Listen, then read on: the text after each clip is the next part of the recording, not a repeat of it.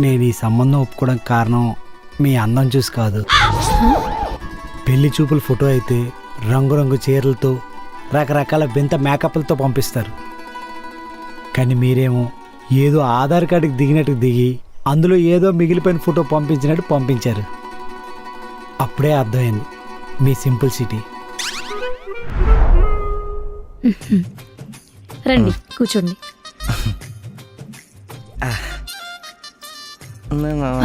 తాగడానికి ఏమైనా తీసుకురమ్మంటారా? తీసుకురండి. సరే. అమ్మా కూల్ డ్రింక్లు గట్ట ఏమొద్దమ్మా.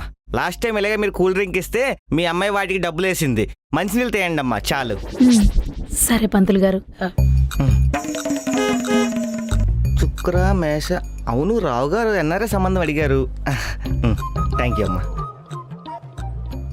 అది మా అమ్మాయి సంబంధం ఏమైంది పంతులు గారు? అదే ఆ పని మీద వచ్చానమ్మా. పెళ్లి కొడుకుల అమ్మగారు మన అమ్మాయి ఫోటో చూస్తానంటున్నారు.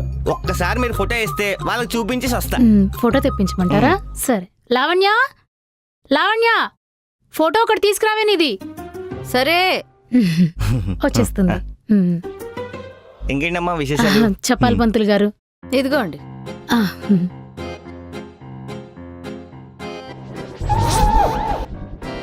అమ్మా నేను ఫోటో అడిగింది పెళ్లి చూపులకి, మీ అమ్మగారు పెన్షన్కి కాదు.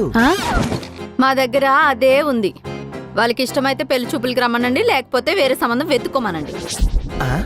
ఇప్పుడు ఈ పెళ్లి కోసం 500 ఖర్చు పెట్టి ఫోటో దిగాలా? వాళ్ళకి అంతగా కావాలంటే 500 నాకు పంపించమని చెప్పండి. అప్పుడు ఫోటో దిగి పంపిస్తాను. సరేనా? దీన్ని ఎవరు చేసుకుంటాడో గానీ ఆడు సరిచేడే.